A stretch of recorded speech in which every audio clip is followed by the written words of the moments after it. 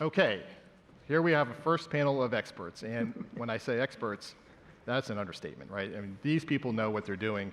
I want to invite them to say a few words, but first, it bears introducing them so you get to know a little bit about them, and then we dive into the conversation regarding trust. So to my left, Tom Sivek. Tom is the Regional Administrator for FEMA in Region 5. That encompasses 6 states, Indiana, Illinois, Michigan, Ohio, and Wisconsin and Minnesota. I got that right? You did. All right. Not bad for a guy from Massachusetts, right? So the Great Lakes states, Tom is in charge of all FEMA activity in them. To his left, Nikki Clifton. Nikki is the head of social impact at UPS, and she's also the president of the UPS Foundation. And then we have Dr. David Messington. David is the executive assistant director for critical infrastructure at CISA. And all the way down at the end, Nicolette Louis-Saint. Nicolette is the Senior Vice President for Policy and Strategic Planning at the Healthcare Distribution Alliance, or also known as HDA. So, for our panel, we're here to talk about trust. And what does trust mean to you in the context of resilience and disaster response and crisis management? Tom, why don't we start with you, and we'll work our way down the row. Excellent. Thanks, Mark. Thanks for having us here today, too. You know, when we start looking at trust and we start looking at what resilience means, one of the things that we look at is, more so importantly, what I call the 4 Rs. Risk, readiness, relationships, which truly activate the resilience component of what we can do. Disasters are happening on a regular basis. Last year, we had a disaster declaration of some kind every 3 days. And that alone is showing us that the world's changing. And as that world's changing, we have to be thinking about how we build resilience within the communities so they don't have to respond to the shocks of what a disaster takes place, but really respond to the stressors of what can happen so they can rebuild. But that takes a whole community approach. And the most important thing that we can do today is build that trust and build those relationships so we can make sure that we can build resilience throughout the communities that we serve throughout the nation. Thanks so much. It's great to be here, and thank you all for attending the conference today. So from a UPS perspective, trust underlies everything that we do as a service provider, and it naturally extends into our work in disaster resilience. We are going to celebrate 117 years of being in business in August. And if you think about UPS being in every zip code, serving more than 220 countries, all of those folks that live in those contiguous areas and around the globe are our customers. And so when you think about the trust that we have to establish, not only as a service provider, but also as a community citizen, as a corporate citizen that has a vested interest in making sure that we do our part to build back strong, resilient communities.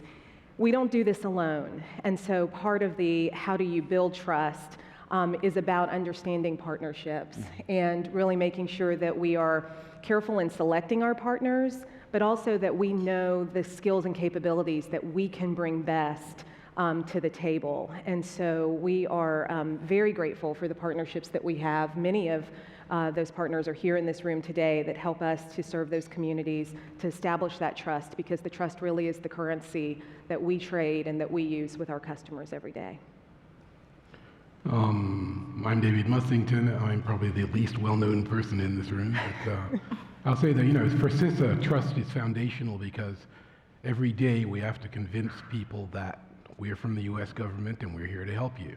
We are not FEMA, but we want to be FEMA when we grow up. We're 5 years old. We have the same regional construct, 10 CISA regions or 10 FEMA regions.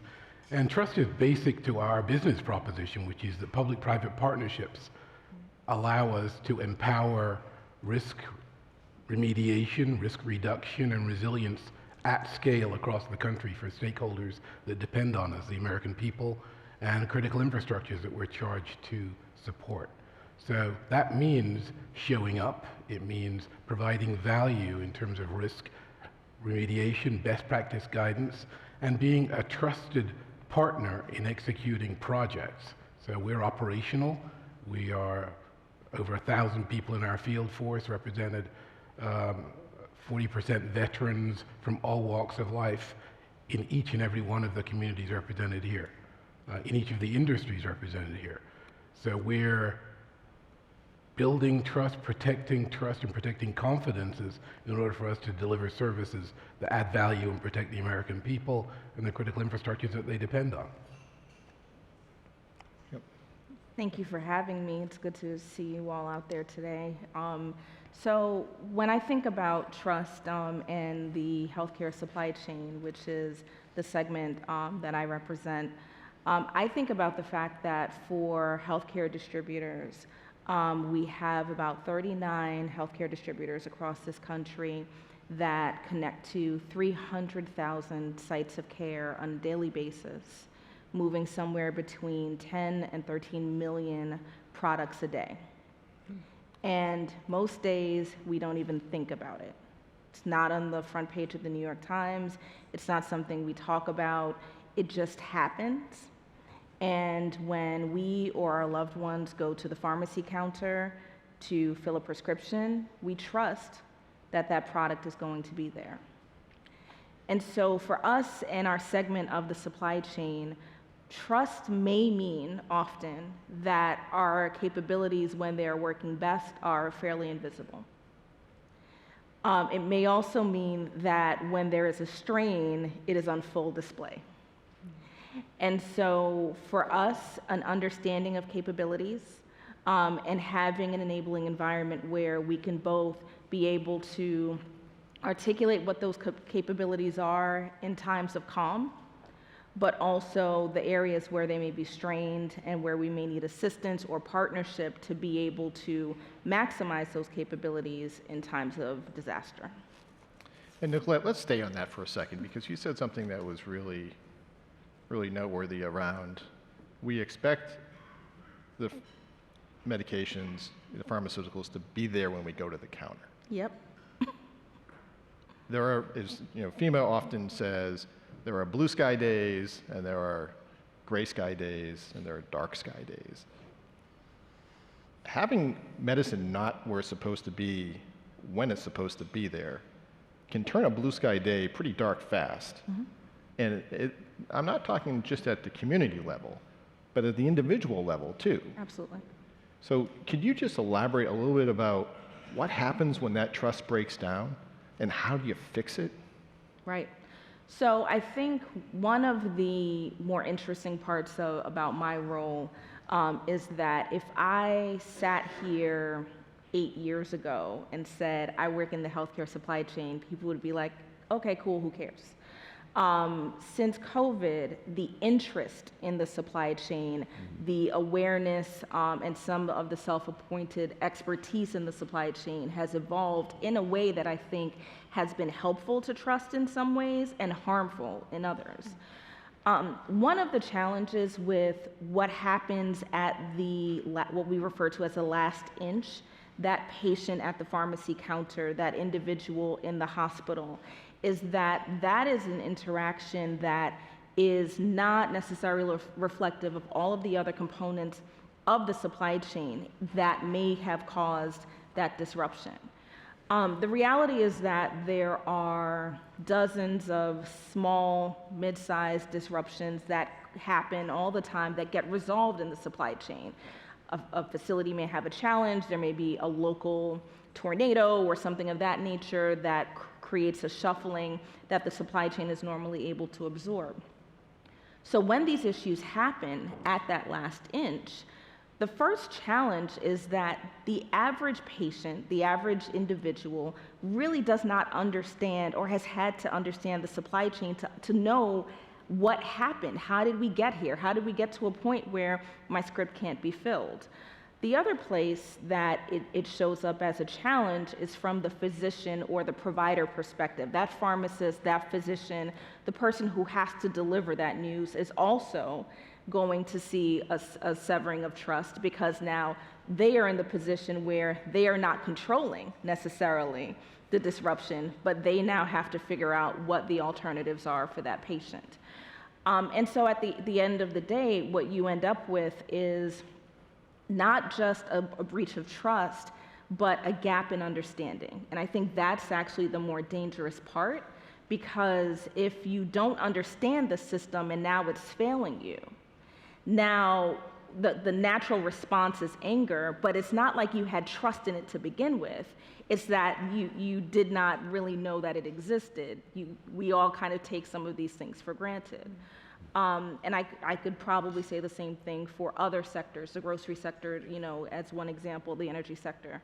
But I think that's the real challenge that we have, is that in a multi-sectoral system that we operate in, there are so many different places where things can go wrong or things can go right, that we don't often communicate that part until something goes wrong, and that goes a long way in deteriorating relationships and trust. And I think that's where we go next with this conversation around these public-private partnerships, right? Or at the Chamber, we like to call them private-public partnerships. Right, Nikki? Okay. But there's a lot of in-betweens, right? It's just taking healthcare as an example. You have the manufacturer, right? You have the manufacturer who produces the product, who needs to use public infrastructure to use organizations like UPS to get it to the next place in the supply chain, all the way to the pharmacy or the hospital and to the consumer. Nikki, UPS needs to be able to trust on both sides of that equation, right? And they need to be able to trust you. How do you build these partnerships and these trusting relationships, both with other private companies, but also the public entities that control a lot of the infrastructure? And I think this is a question for everyone, but Nikki, we'll start with you. Yeah, thanks so much for that. I think first of all, it's building those relationships before the disaster. And we've talked a lot about sort of lessons learned and things that we would do in the rearview mirror. And I think it's really understanding who needs to be in the room and who are those partners that you have to start communicating with in advance so that you're ready. But also it's listening. And I think that from a private partnership standpoint, when you look at the private sector, from the business standpoint, while we know how to move goods, we may not be the experts in understanding at the very local level what those needs are. And so we have to rely on our nonprofit partners or rely on the business or on the public partners to tell us what's needed, where are the gridlocks, where are the things that we can best source our information channels. And so I think that listening is super important. We also really take advantage of our scale, scope, and reach to be able to think about our whole ecosystem, because we're global, and we have to understand who those experts are in the room so that we are making sure that we're developing those relationships early, but then also understanding the funding that needs to come along so that the nonprofit partners and the public sector can coordinate together at scale. And I think that's where the business community comes in, is how do we scale some of those solutions. And I think you do it so well here, right, in the US. But there are so many places around the world that have these needs that you are stepping up and delivering product there too. And you're building essentially relationships from nothing. Can you just elaborate a little bit about how do you start from zero to get to where you need to be to actually get the job done? Sure. For example, I can really elaborate on is during the pandemic when we were working with ministries of health in countries like Malawi, countries like Rwanda, countries like Ghana, to really think through what are those needs from a communication standpoint. How do you get the local community folks to understand that they can trust the vaccine that's coming in, that they can understand that this isn't something that's going to be harmful. And so it's really coming in and having those conversations at the local level and doing the listening, but then also bringing in on time and using the resources so that folks understand that this is something that's going to be supportive and helpful for them. Thank you for that. And David, from CISA's standpoint, particularly as you look at critical infrastructure, so much is dependent on it working for any of these other things to be successful. Can you tell us about how you work both with your other public colleagues, but also with the private sector to ensure that continuity of infrastructure, really? Well, sure. I guess first I'd like to say how dependent we are on the capabilities of the UPS and UPS's partner entities in the private sector. After all, we are a coordinator, not a deliverer of service at scale. So what we need to do is make sure that we can marry up the capability that exists in the ecosystem, in the economy, with the need and the demand signal as we see it. Now, for us, because we're CISA and we're not FEMA, we're focused on critical infrastructure viability and integrity. That means that we're interested in making sure that infrastructure services are available to the consumer and to communities that depend on them. And to borrow a phrase that you used, gray sky days and dark sky days are what we tend to focus on, and we focus on perpetrators, not just natural hazards that disrupt supply chains and critical service delivery. From that standpoint, we try and make sure that we have enough data, because we're very data-centric, through assessments and continuous assessment programs of critical infrastructures and the interdependencies to make sure that we understand failure modes, so we understand fallbacks, and we understand when critical infrastructures will be able to ride things out, be resilient themselves, and when we can add that additional coordination and cross-sector situational awareness to make sure that, again, we can be a value add when we need to intervene. Now, there's a whole set of contingencies where we want to intervene, where we think that the generators of disruption are nation states or domestic terrorists or combinations of those sorts of uncertain generators of disruption. In those cases, we have a specific role coordinating the interagency through our national coordinator for critical infrastructure security and resilience, which means knitting together the capabilities of different agencies into a consolidated federal value add to the private sector as we deliver more viable services. So just to reiterate the point, in order to do that, we need to develop trust relations with the critical infrastructures in advance on a day-to-day basis. And we have a set of relationships through sector risk management agencies, which are agencies that are aligned to particular critical infrastructure sectors, in order to foster continuous engagement. It's those relationships, that knowledge, those interpersonal relationships as well. After all, a lot of our folks worked in critical infrastructure in the past and will do so again in the future.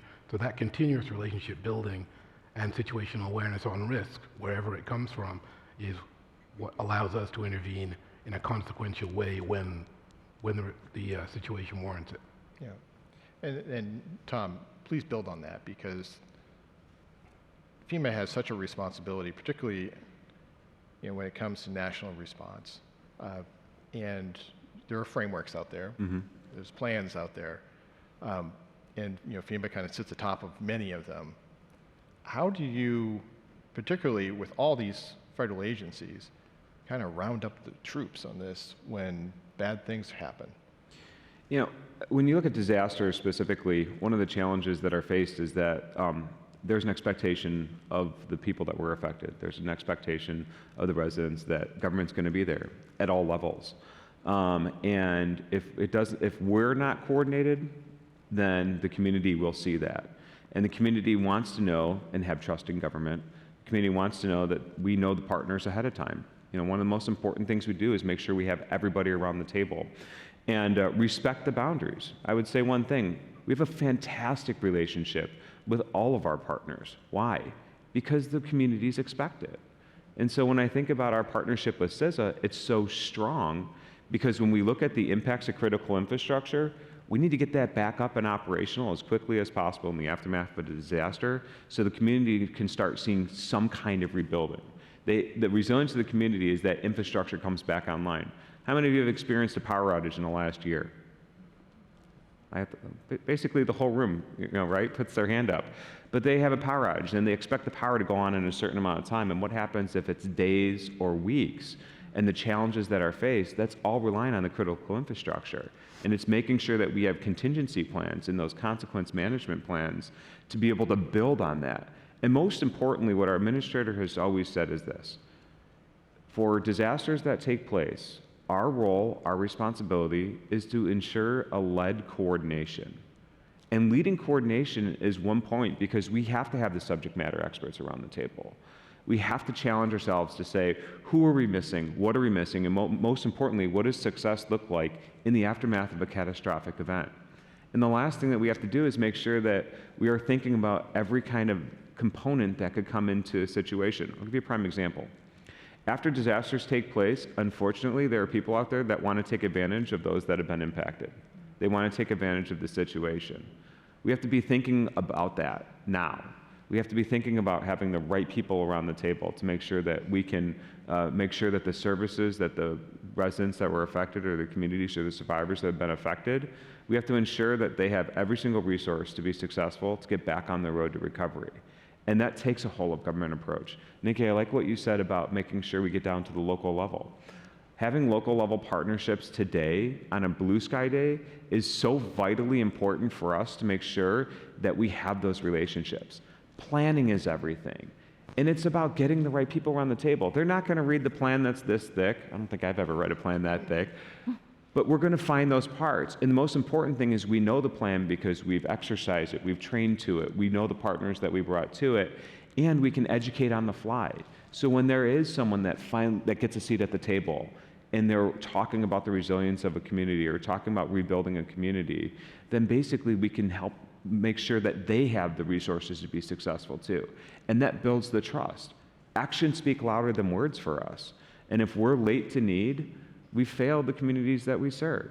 So we have to rely on the partnerships that we have. We have to rely on the relationships we have. And most importantly, we have to be flexible. And in being flexible, one of the things I can say is this. There are traditional and non-traditional partners throughout the entire country at every level of government, private sector, public sector, nonprofit sector, foundation sector, about talking about how we make sure that we can build resilience within the communities so they don't have to respond to the shocks of an event, and we can make sure that they are ready for any type of incident that could take place. So what I think is so smart about the regional system is it really deploys forward, FEMA assets, FEMA talent, FEMA's presence in the field to work with the state and locals. And building trust with them and them with you is critically important for all the reasons you just said. Can you just explain how you go about that? Because you have, not before FEMA, you were at the City of Chicago and also at Cook County, so you've been on the other side of the table and you know what good looks like. To help the audience a little bit more about how those come to be. Yeah, absolutely. Before these events take place, we have the power to convene at every level. That's most important. When we can bring people around the table, one of the most important things we can do is have a conversation. We need to understand what the risks are of the community. We need to understand what the needs are of the community. And most importantly, who are those that we need to serve fastest? Who are the ones that are potentially disproportionately impacted by the disasters? And most importantly, understanding what that community is all about. At FEMA, we rely on those local, state, tribal, and territorial partnerships to make sure that that can happen. But most importantly, it's being able to sit at a table and say, okay, we've got all the agencies represented that are outlined in the plan, but we also have that ability to say, let's bring in someone new. The disasters that took place in the last couple of weeks, it has been horrific. The number of tornadoes that have taken place, especially around the central part of the country. Our administrator said we have to be thinking about having our traditional, non-traditional partners at the table. And one of them is community development. And one of them is making sure that we have a strong partnership with that community development component before that disaster happens. And it's being able to go to the local level and making sure that we understand what community planning agencies are available and what community planning partners are available. But it's also making sure that we can build that on the next part, which is, of course, the state level partnerships, and then our federal partnerships as well. And so, I could say this, not everybody gets a seat at the table sometimes. And when that takes place, that erodes a little bit of trust. But being able to be transparent and make sure that we focus on our mission, which is helping people before, during, and after disasters, that's the same mission that most every jurisdiction deals with today. So the opportunities we have are to identify and figure out who's not at the table. And then we need to educate them on the challenges that we face and the risk that we have. And then most importantly, we need to make sure that we cultivate those relationships. Actions will always speak louder than words. And that's how we build resilience in the trust ahead of time in preparation for those gray and dark sky days. Yeah. And Nicolette, with the Healthcare Distribution Alliance, with 32 members, many are competitors. How do you get them to trust each other when everyone needs to be around the table? It's easier than you think. So when I think about our now 39 members, 39, can you imagine? So it's interesting because I think when most people think about healthcare distributors, you're lucky if they can give you 2 or 3. They may be able to give you 4. So when we talk about the fact that there are 39 distributors across the country, the reality is that many of them are regionally focused. So what is interesting is having conversations between members where one is talking about what's happening in the Appalachians, whereas another is talking about what they're thinking about for the Deep South before hurricane season. But what is always true across our members is that the mission is the same. So while there definitely is a business environment that they are navigating, one of the beauties about a trade association and working within partnership is that even in blue sky, there's an understanding that continuity of care and serving the patient is the core focus.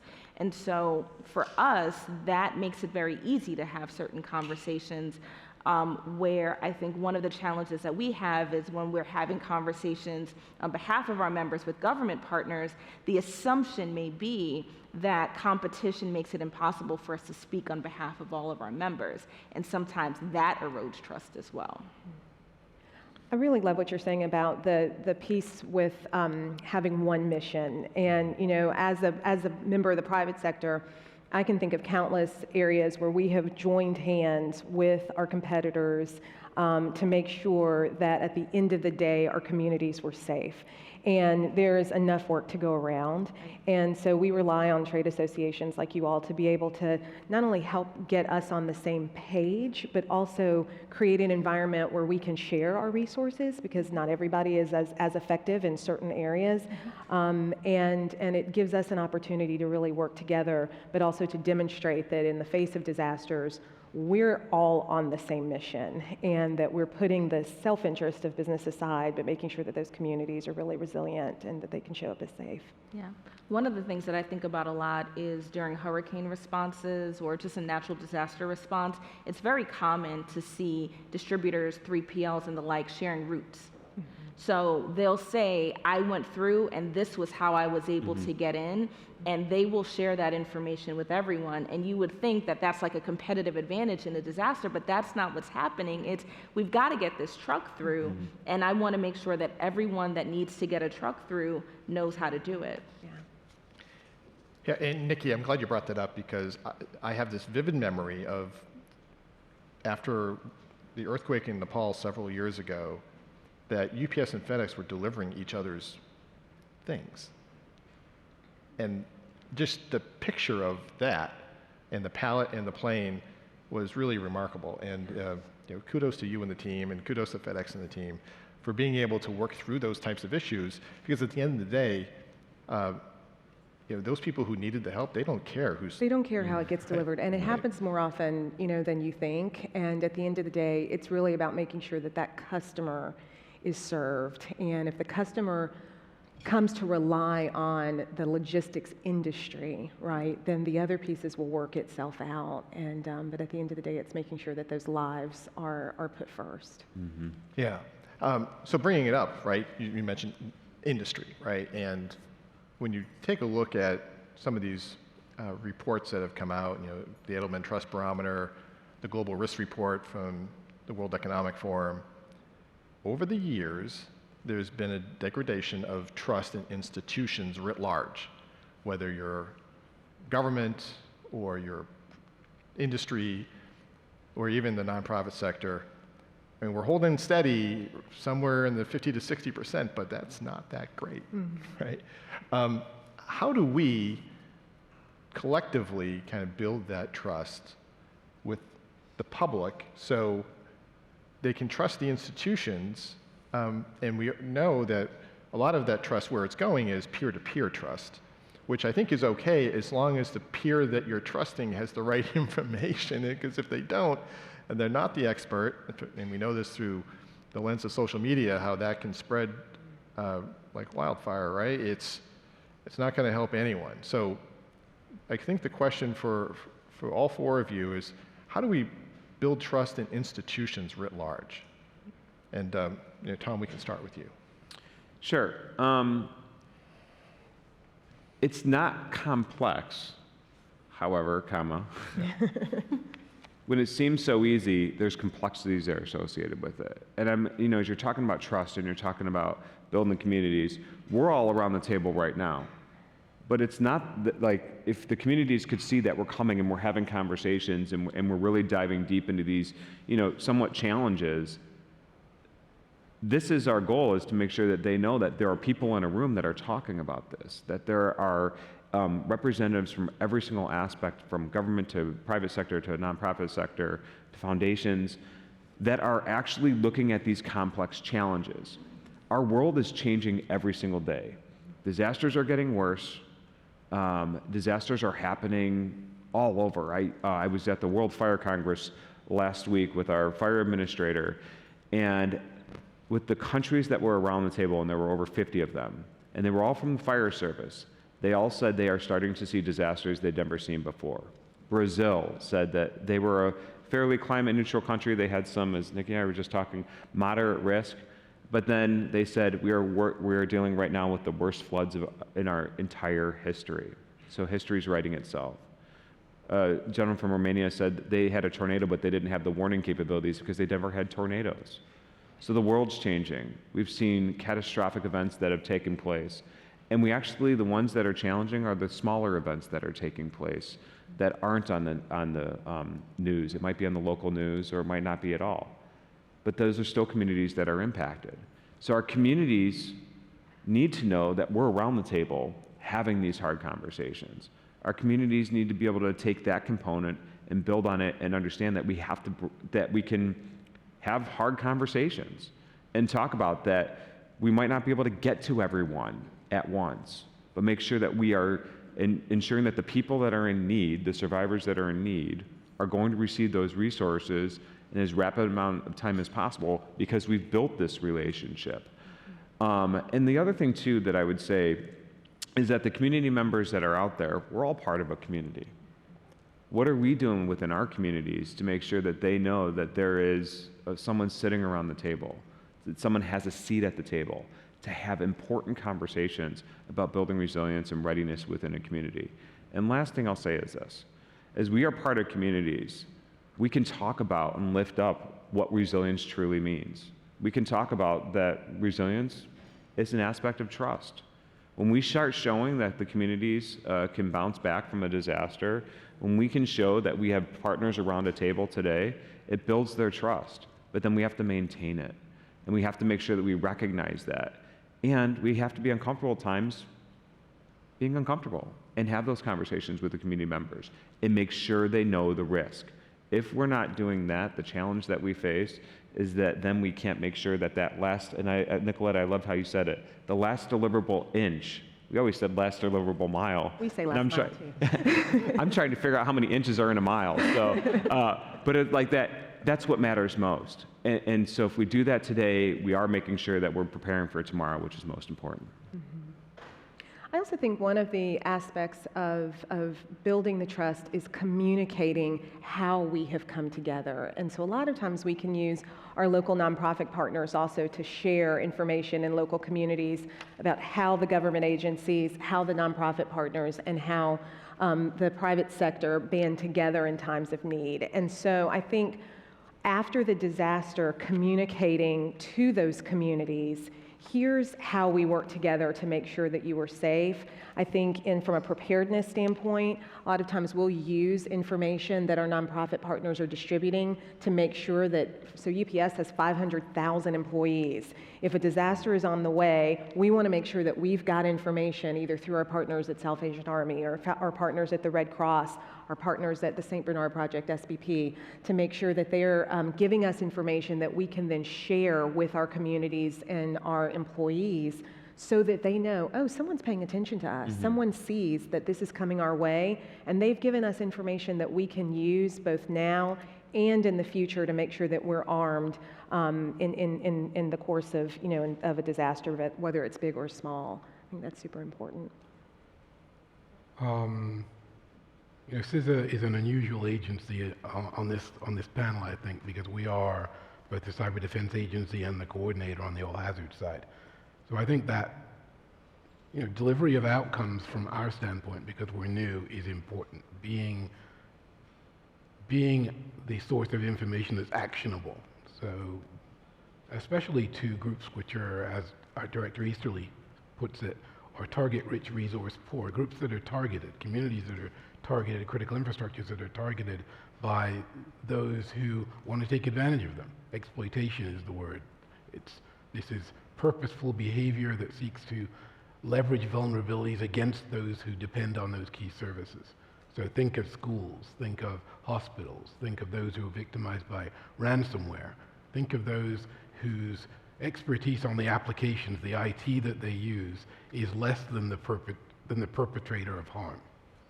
Those are the people that we have to be there for, that we have to be there with best practices, with guidance, with risk advisories, in plain language, though, not in KEV lists, known exploitable vulnerabilities lists that nobody knows about except people at CISA. We need to explain to people how they can protect themselves, how they can avail themselves of free scanning services, such as the ones we provide, so that if you have a computer that's connected to a network in a hospital or a school or in a water and wastewater treatment plant and you don't know your risk exposure, we can help you understand that and then help you know what to do about it, because you are being targeted.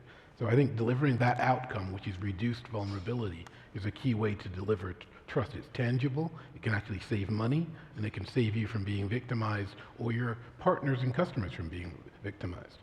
I think transparency about what we're doing and about what risk conditions are is a good way to build trust as well. So when we say that foreign countries are seeking to target US critical infrastructure and implant malware in critical infrastructures to place those critical systems at risk in both supply chains and service providers. And when we name those countries are named Russia and China and North Korea and Iran. When we name those countries and we talk about what they seek to do, how they seek to do it, and we give you advice on how to avoid being victimized. Mm-hmm. And then we follow up with a field force that can show up at your place of business or your house of worship or your school and tell you what that 20,000-foot warning means in terms of your real systems. And then we show up again to help you implement the guidance that we publish. I think that builds trust because, again, it's showing up, it's being there, being part of the communities that you seek to serve. I think that kind of focus on risk to stakeholders and communities is what gives us or helps us to build credibility as we're new and we need to build credibility. We have to do that at two levels, though. We have to do it at the levels of ordinary Americans that purchase products, use services, and as has already been stated on the platform, they trust that the services and products that they consume have already been vetted by processes of government and private sector integrity. And while that works, trust is not at risk. When those systems fail, trust can be undermined, and then that trust collapse can be further exploited by adversaries that want to do us harm. So I think explanation is really important.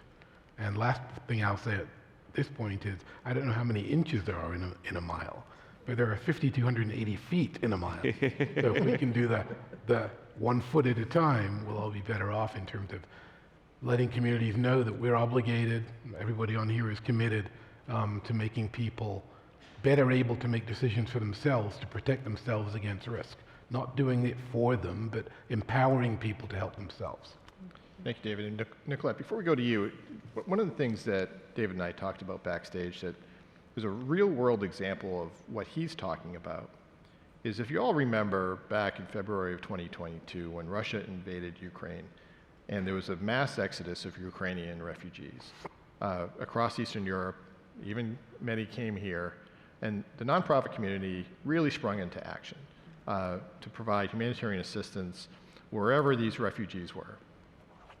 There was a real concern that whether they were state actors or at least working with the Russian state, that the nonprofits who were providing humanitarian assistance could be targets to take down your systems, to cause problems so because they thrive on chaos over there, right?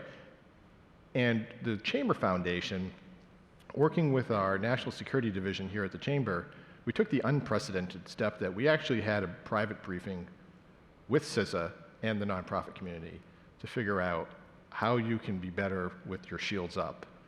Now, thankfully, we didn't see a lot of consequence for that, but that was then, and this is now, and it could still happen again through any of these other conflicts. And I think a lot of you know what I might be talking about. So my message to all of you, if you're a big company, you've got resources, you've got asset protection teams in place, you have cybersecurity teams in place, you're working with the government, great. If you're a smaller organization or a nonprofit, the opportunity is still there to partner with CISA to protect your systems. Because I think FEMA would agree with me on this, that in terms of response and humanitarian assistance, whether it's here or around the world, you are part of the critical infrastructure. Mm-hmm. We need you to be able to do your jobs, and you can't do your jobs if there's interference, whether it's from a state actor or just people trying to cause problems. And coming from the Red Cross, we saw that a lot, where different, I would say essentially petty thieves would try to take advantage of the situation and get assistance when they didn't deserve it, or pretend they were us when they really weren't. That continues to happen. But the people on this stage, your federal government, your state and local government partners can help you. So please don't hesitate to reach out because they're there for you. So sorry for the long monologue, Nicolette. Back to you. And we wanted to find out more about raising trust institution-wide and what your thoughts are. So I think we have to start with what we know, which is that the world does not look the way it did 5 or 10 years ago. And so there have been strains in understanding of the role of institutions, but also the stability of institutions that have happened across a range of different phases. So we've seen COVID, we've seen civil unrest, we've seen geopolitical conflict that's also been reflective of destabilization of government. We've seen natural disasters. That's just in short order. And so the idea that there would be the same trust in institutions actually, to me, is deeply flawed, right? It makes good sense that a citizen of the globe would challenge whether or not institutions would be able to do the things that we might have taken for granted that they would have done in the past. But I think the other part that's true, and I think we have to be very intentional about this, is the difference between the informed stakeholder and the uninformed stakeholder. And I think some of what we've been talking through is appropriate to build trust with an informed stakeholder audience, and that is important and that should happen. But it will not go all the way to the uninformed citizen who does not have the time, interest, energy, resources to sit down and learn about what we do all day, nor should they. So I think we first and foremost have to think about what it looks like to treat both of those as important but different audiences. We have to think about, to me, it's not really transparency, it's visibility.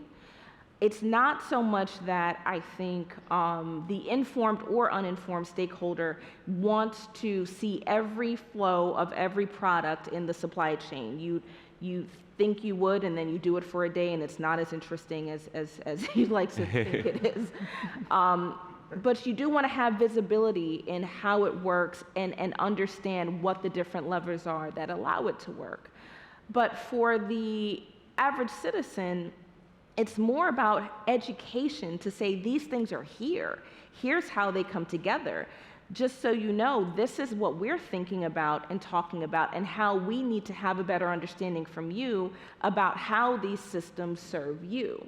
I feel like we started to get there in 2020 to really think about what we were then calling equity-focused conversations. I think we've embedded it in some areas, but in others we've really pulled back.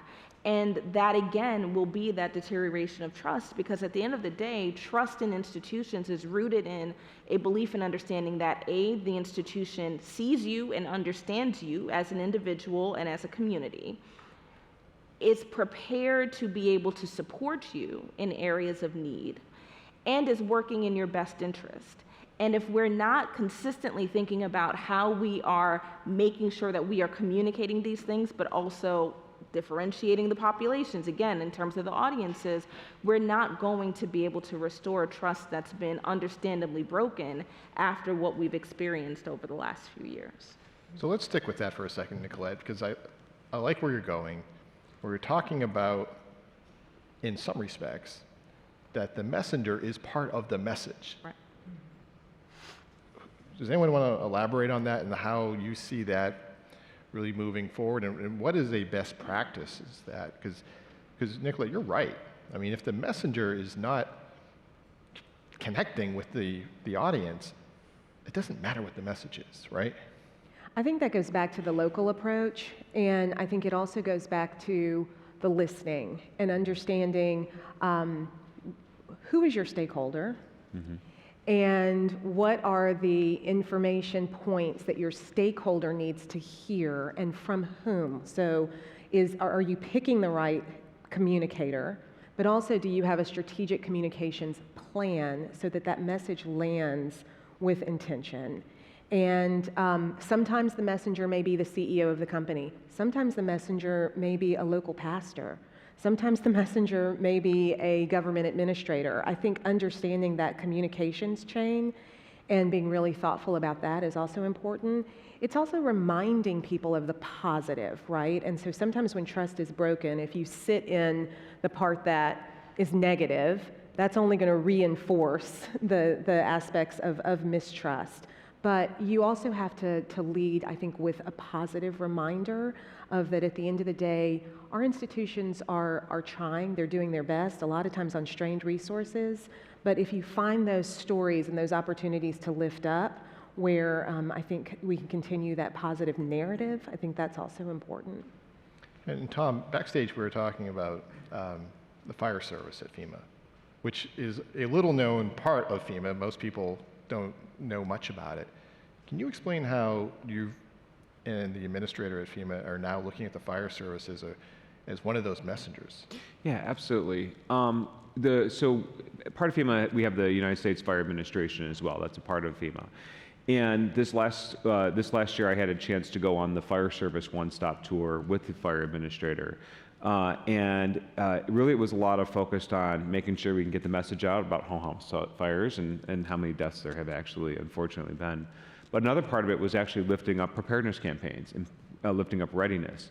In the aftermath of those conversations, though, we sat around the table with leaders from across the fire service and fire administration and local communities. And it's 100% right. Being able to sit there and understand what their challenges are. One of the things, and it came down to anything from public safety hiring to challenges with, disaster, basically resilience within communities. And being able to watch the interaction of what took place and knowing that you can sit around a firehouse table and have some hard conversations and the community members know who's at that table is huge. And so we have to lift up those partnerships. And then another part that I was thinking about is, as Nikki, you were talking, Mark, as you were building the question, is that the listening thing is so vitally important. We don't have to be the first ones to speak. They want to know what we're doing, which is important to get it out there. What are we doing? What are we planning to do? What's happened? That's all important. But at the same time, the one thing I always listen for is, you're not listening to us. When I hear that out of a community member, or when I hear that out of a community, we have to double down on that and ask more leading questions in the most respectful way, knowing that that community could have been impacted or is impacted after a disaster. And when they say that, we have to understand what that means so we can make sure that the right resources, the right people, the right messengers are at the table. Because in the world right now, it's immediate information, and usually the immediate information that takes place is wrong. And then we have the adversaries that potentially could take advantage of that situation as well, and we need to be able to double down and make sure they know what we're doing, when we're doing it, and making sure that it's a whole community approach. The local level, we always say disasters start local and then local. And it's all of the entities that come together in that entire component, all the way up through the entire federal family, that make sure that it's going to recover. And it will be different. And the community will adapt to it. But we got to make sure that that they trust that we are going to do what we say we do when we do it as well. And that's most vitally important. And transparency. Transparency is everything. So we're almost out of time, and what I always like to do when I'm moderating these is give each panelist the last word, their last word, in about 30 seconds of the leave behind, the one thing that you really want this audience to remember about your perspectives on trusts. So Nicolette, we'll start with you and come back this way. I would take going first. So first off, thank you for having us and for facilitating this conversation, Mark. I would say the last thing on trust to leave behind is that we all have a part to play, but in playing that part, think about what parts of the system are invisible that we need to shed light on and educate, and thinking about how we really maximize the opportunity to do that in not just the blue, but also the gray skies.